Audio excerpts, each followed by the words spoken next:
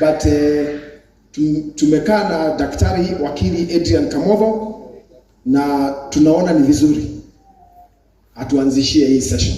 Dr. Adrian Kamotho, please. Thank you very much. Tupige makofi. Tutaongea hapo chini.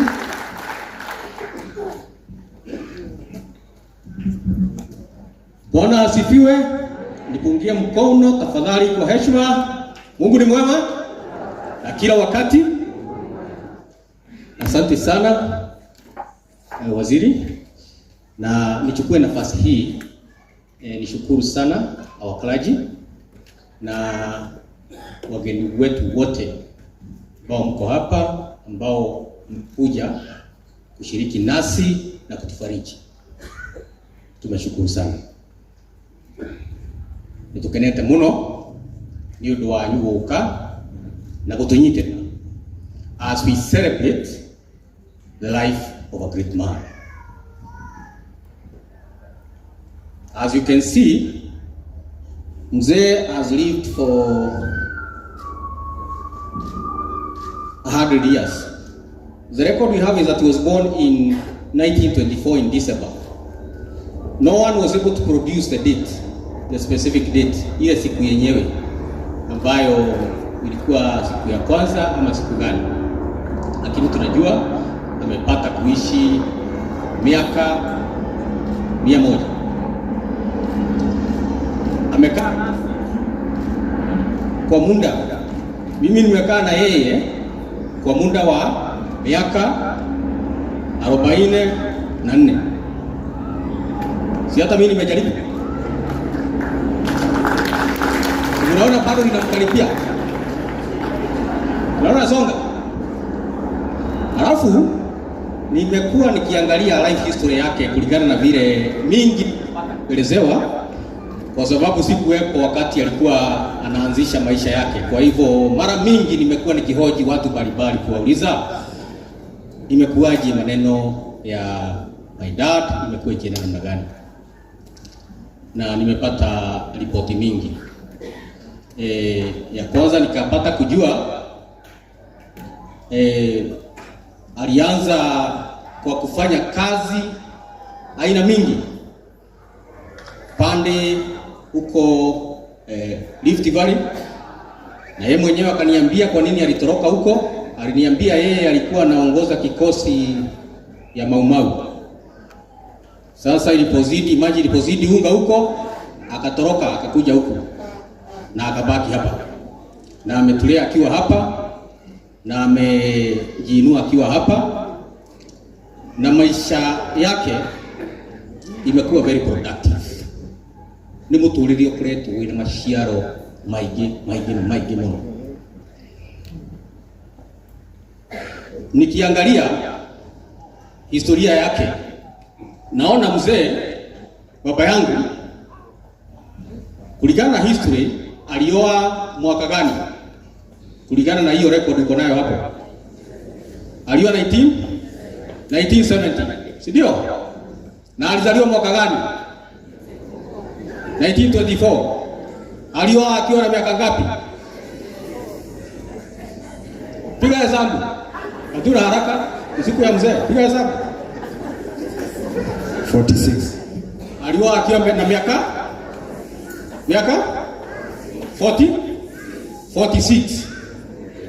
Akawa na miaka 46, akaishi miaka jibu wasiwasi.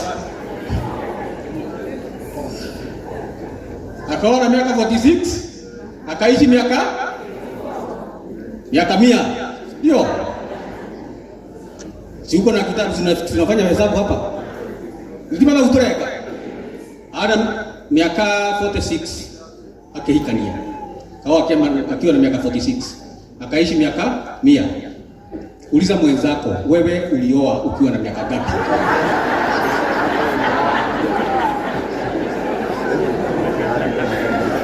Nataka nikijaribu kukuwekea estimate ya mahali utafika hapo mbele.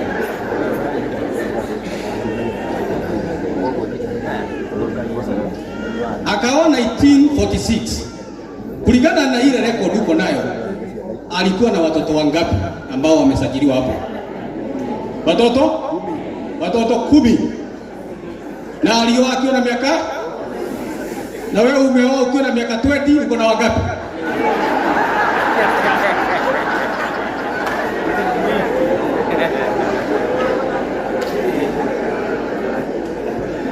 So tukikwambia hii ni maumau ya ukweli, unaacha kucheza na sisi.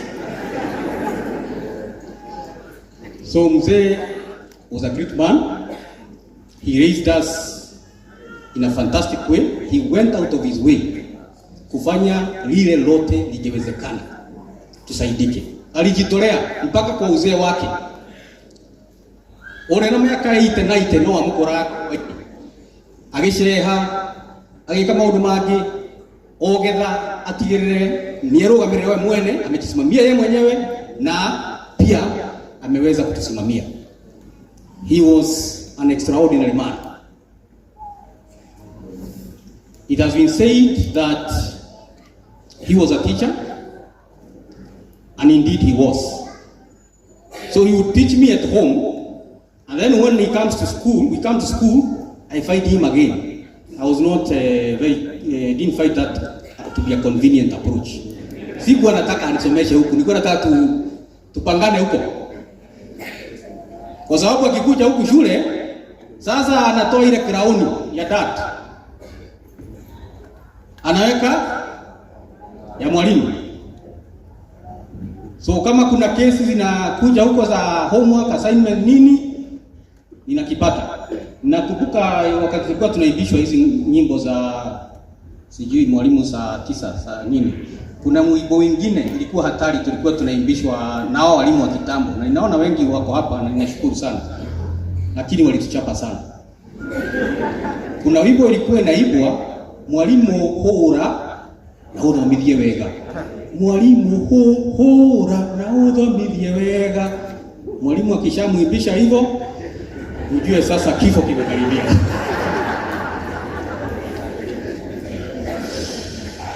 So tulipelekana vizuri. You know the disadvantage you have when your dad is a teacher is able to keep track of what you are doing when you are in school. Anafuata maneno unafanya, anaambia na mwalimu wengine, huyu kijana leo kumaliza homework. So hiyo mwalimu anakupea punishment yake, na ukifika mahali nyingine unaenda unapangwa. So hiyo inaitagwa ni ile mnaitaga sweet bitter. Tamu chungu. Sindio? But all in all, that is what shaped us as a family to be what we are. Because indeed, Mzee has left a strong legacy. Aliweza kutupeleka shule sisi wote. He struggled. He was able to educate us. Na kueducate hao watoto wote ambao mnatuona hapa sio jambo la mchezo. Amekuwa na nguvu mingi. He was a very strong man. Such that even when he went to hospital, he was admitted on that 30th of October this year, and he stayed in hospital up to the point of his death. But all through, because I have seen him wage greater battles against disease, nimeona akiingia ICU mara kadhaa na anatoka. Hata hii wakati nilikuwa naona hii mzee bado tutarudi na yeye. Na siku za kwanza akaenda aliadmitiwa HDU, akakaa kwa muda, after kukaa kwa muda akarudishwa general ward. So nikaona nakaribia kwenda nyumbani, tena akakaa tena, magonjwa ikamzidia, akaenda HDU, akarudishwa HDU tena, alafu akapelekwa ICU. Lakini pia ICU akapigana tena, akarudi HDU, lakini akiwa HDU sasa ndio Mungu akaona ampumzishe. Na tumekubaliana na uamuzi wa Mungu. Tunakubaliana na Mungu kwa sababu ametupa nafasi kubwa ya kuishi na wadau. Na alitufunza mambo mingi. kama mimi alinifunza mambo mingi. Hii mambo mingi mnaonanga nafanyanga town. Hii ujaja ya town nimetoka huko kwa kijiji. Heshimuni kijiji. Hii ukarabati mnaona huko town mnasema huyu wakili wetu, huyu wakili yetu. Hapa. Huku town, huku kwa kijiji. Because he was very focused when it came to mentoring. Anakuambia enda namna hii, fanya hivi, ndivyo utasaidika. Akiona unafanya kitu ambayo itakusaidia, he was forthright. Anakuambia mwanake ni wora. Uko njia kupotea, sasa unapotea. Akiangalia, akiona ile maneno uko nayo, anakuambia. He was a forthright man. He loved justice and he never feared death. He spoke about death freely. Mambo ya kifo aliongea bila kuogopa. Na hiyo partly ndio imetupa strength, kwa sababu ni kama alikuwa anatuandaa kwa njia fulani kuhusu maneno ya kifo. Kuzi yeye hakuwahi ogopa kufa. Alikuwa anasema, kuna msemo alikuwa anasema mundu ndakeka gata muti ati umenye no wake karucio ni ukagwa augaga no agwe any time ona ni no gwe any time ona we no gwe any time wakati wote. And we must always appreciate that life belongs to God. Maisha ni kukopeshwa, si ndio? Ni kukopeshwa. Mwenyewe akikujia kesho basi anachukua. So we live in that confidence. Now in that process, and to prepare as a family, he was able even to distribute the little or much of his estate that he had. Mwaka wa around 2019, yeye alitugawia shamba lake. And he was fair, he was just. Alisema anagawia kila mtu. Unajua traditionally, mkiwa vijana mnafikiria nyinyi ndio tu mtapewa mashamba. Hao wengine waende kwa hewa. Bana. Tikuwa mudhe. So alipanga akapea mtu shamba inatoshana na mwingine. Kila mtu wasichana wavulana niarendete kihoto. Niarendete maundu mareko in a very fair way. And he inspired me all through. He guided me all through. Na alipenda watu. He was a generous man. Ni vizuri Waziri Dennis umesema ya kwamba utatuletea buzi ya familia, lakini sasa najua mzee hapo anakula peke yake. So hiyo haiwezi tosha. So utatutafutia ng'ombe ndio tukule na wale watu watakuwa kwa kijiji. Kare adegwa, hiyo tigu wadoka gada. Ni mwamu kira adegwa ya Dennis. Alright go.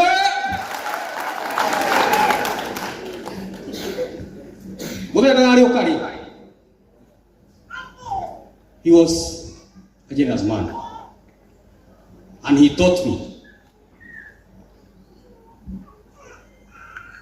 Ajiraga utana nimituki. Utana nimituki. So he loved giving. He was always cheerful. Na he was also, you'll appreciate, he was also a very neat man. Alikuwa anajua kujipanga maneno yake vizuri, to document. Ikifika ni kitu anataka kufanya, anaweka record mzuri ndio asisahau. Ikifika ni mavazi, anavalia vizuri. Yote huo. Na ni yeye alinionyesha. Si hata mimi mkiniangalia mnaona ninatumia hii.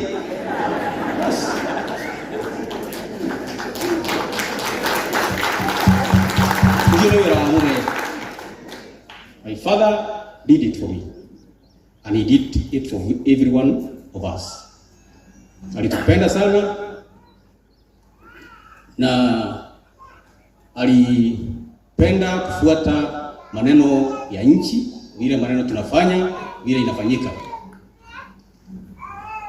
Wakati ilipofika nikapewa kazi ya serikali, na Rais William Ruto akanipea kazi ya kusimamia mambo ya licenses. Imutu yewe kule gutawira. Kaunga no kahwa ni maga.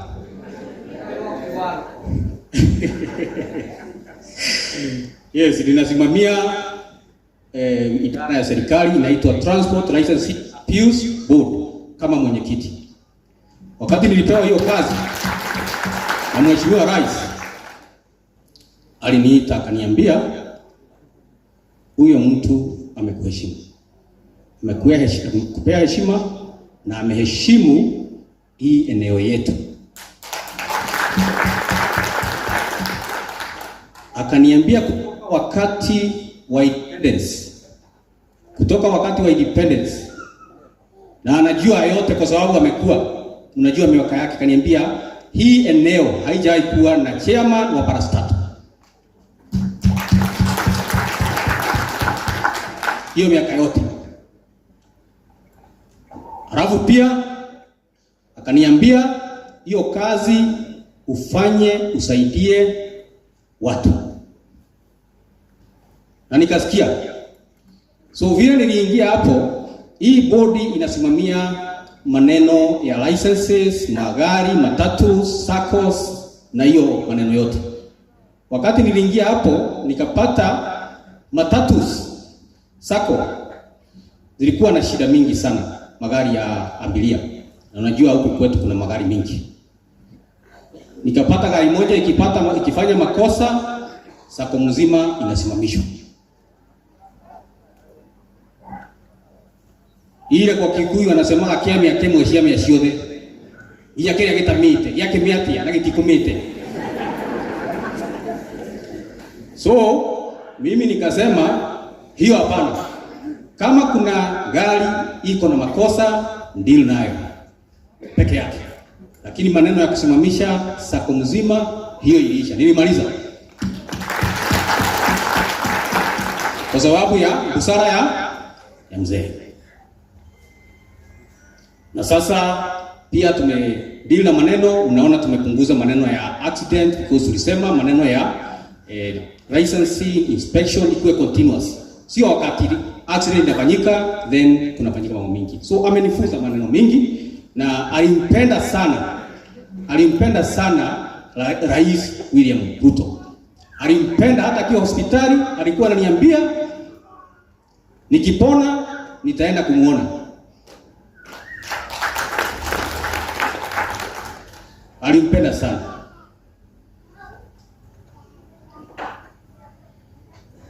Na aliniambia amekagua, ameona huyu mtu atakuja kunisaidia siku moja.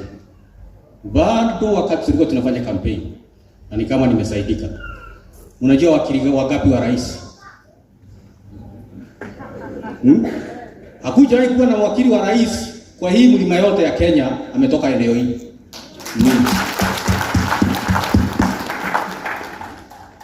Rais wangu za boshi yule no muge president ora tuteithia tukariha mbiru ya mundu itura agatuteithia tukamuhurukia wega mundu kino wa maheni kino wa ma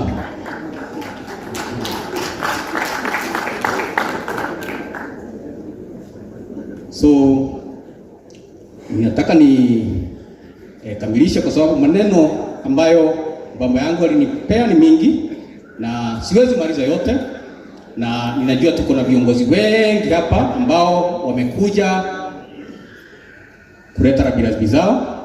Tutapata nafasi tuongeleshwe na wale ambao itawezekana, ratiba tutapewa, na ninawakaribisha nyote. Mimi nikifanya kazi yangu ya wakili huwa ninasaidia watu wa mirengo yote. Wote wa mirengo mingi yote nawasaidiana. Na wote nawaona hapa wa mirengo yote, wale wako kwa Azimio wako hapa, wale wako kwa Kenya Kwanza wako hapa, wale wako kwa broad based wote wako hapa, na leo ni kama tuko broad based hapa. Nimeona mpaka yule ambaye alikuwa amepotea kidogo, rafiki yangu Zana Ngawia. Wakati tuliachana hakuwa king of Kigosho. Leo ndio amekuja na amebehave vizuri, ni king wa Kigosho.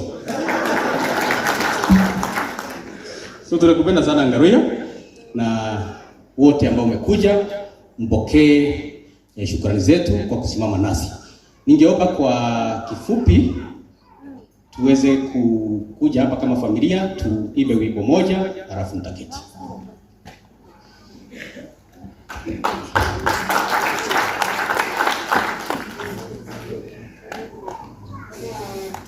Familia,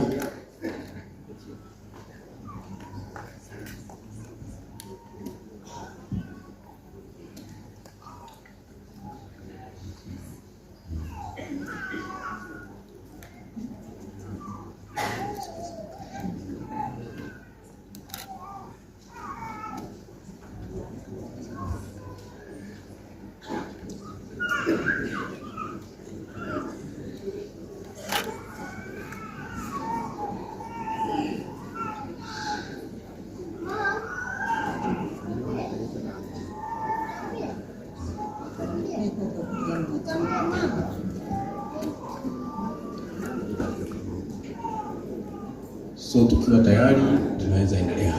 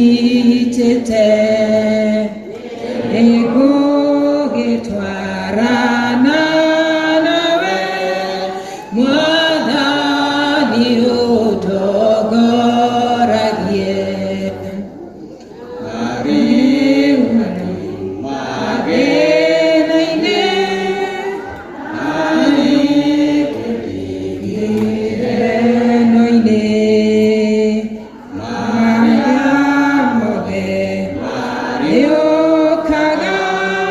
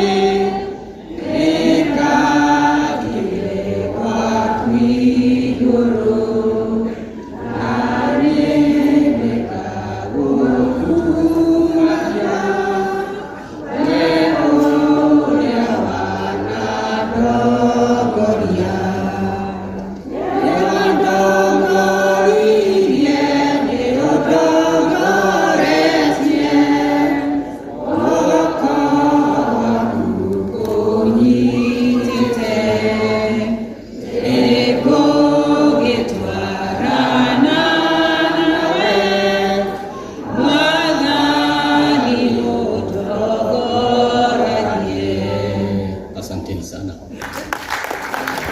Ninapoenda kuketi, nitatoa shukurani ya kipekee kwa my mom ambaye amesimama na dad all through, hata wakati kulikuwa na uzito, wakati mgumu, she did everything she could to make sure that dad was comfortable. Mpigieni makofi.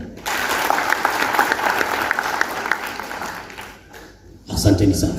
Asante sana. Tumpigieni wakili makofi tafadhali mazuri. Asante sana wakili.